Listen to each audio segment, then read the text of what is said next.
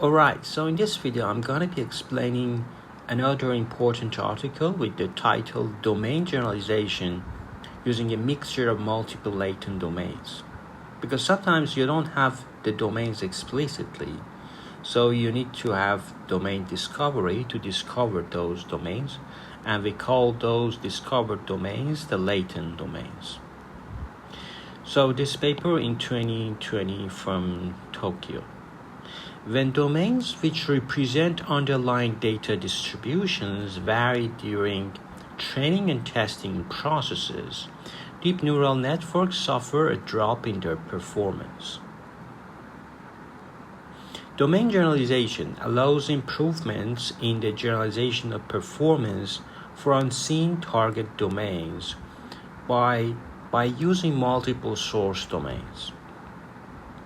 Conventional methods assume that the domain to which each sample belongs is known in training. However, many datasets, such as those collected via web crawling, contain a mixture of multiple latent domains in which the domain of each sample is unknown.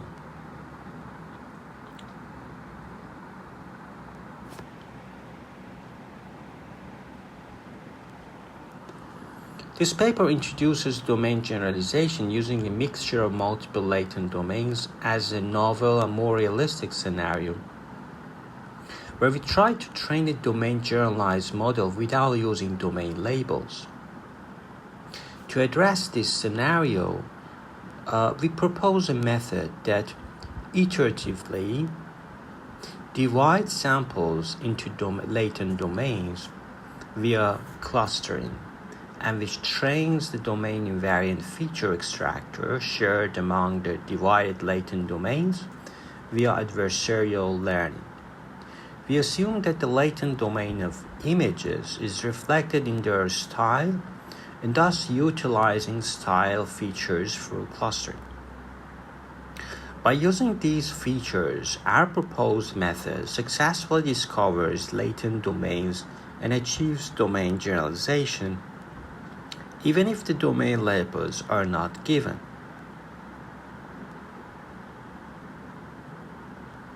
Experiments show that our proposed method can train a domain generalized model without using domain labels. Moreover, it outperforms conventional domain generalization methods, including those that utilize domain labels. So you see, unlike conventional domain generalization, domain generalization using a mixture of multiple latent domains aims to train a domain generalized model without domain labels. So sometimes we don't have a label if it is a photo, it is art, sketch. The famous dataset that we use to do it for computer vision. That's why we need domain. But the overhead of this part, this clustering part, is a little bit high, because deep learning is fast. Everything is structured. You have very homogeneous code for that. But suddenly something unhomogeneous, even if you use deep clustering, it's something that it's an overhead. And that's why there are other techniques, not in this paper, there are other techniques that can get rid of this clustering. But this is very beautiful because they first cluster it. It's an unsupervised cluster it, and it's an iterative. Using the expectation maximization. They have two stage expectation maximization. First domain discovery, then domain identification and domain shift removal. And then this loop goes for k iterations until both domain discovery and domain generalization is satisfied. So the key point is how to extract domain discriminative features in order to cluster samples by their latent domains. Clustering features obtained from the model may generally divide samples by their object categories and not by their domains. Moreover, our method aims to train a domain invariant feature extractor by making the outputs domain invariant, which hinders the extraction of domain discriminative features from the model. So we assume the latent domain of images is reflected in their style. We utilize a stack of convolutional statistics, and so this is the adversarial domain generalization that we are familiar with. The adversarial loss is defined by this, that although conventional methods use known domain labels d sub I and the known number of domains k, because we don't know the number of domains, so we say it's k hat. So we have k hat pseudo domains that we know from clustering. Then it is known that adversarial learning tends to generate ambiguous features near the decision boundary. This is a very important paragraph. So this is the motivation of many research questions and research objective. And it will be in the future because it's a real problem. You see, they generate ambiguous features near the decision, especially near the decision boundary. So how do you deal with that? By trying to simply match distributions among, so it doesn't work. If you just try to remove the domain shift, okay, but what about decision boundary that you haven't dealt with them properly? So they introduced the entropy loss, this loss of entropy, which is used in some domain adaptation methods to train a more discriminative model for target samples by encouraging low density separation between object categories.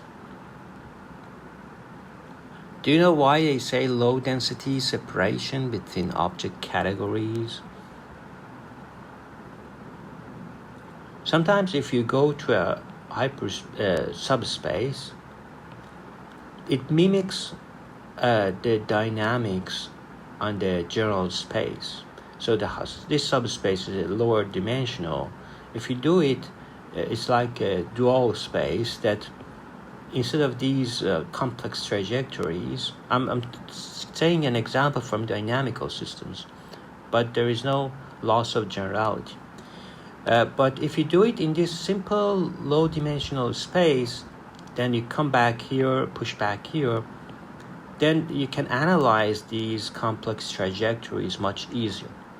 With the same analogy, with the same intuition, they are using this low-density separation between object categories. So this H here represents the entropy and enables us to extract discriminative features for object categories and to improve classification accuracy. So we have entropy, we have adversarial loss, we have classification loss. So this is a training objective. And a domain discriminative features, we utilize style features in the style transfer. Style transfer aims to generate stylized image given a content image and a reference style image. So Lee et al. Proposed a new style loss to align conventional feature statistics between the generated image and the style image. So we have mu sub c is the mean and the standard deviation calculated across spatial dimensions independently for each channel.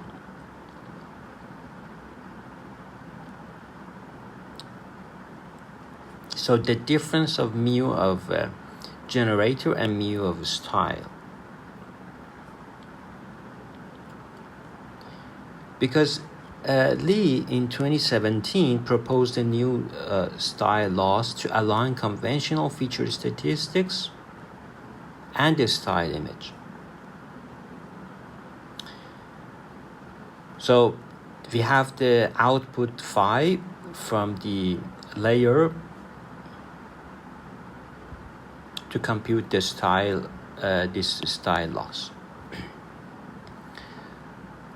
So the problem here is that clustering can divide samples into each cluster, but cannot properly decide which domain label should be assigned to each cluster.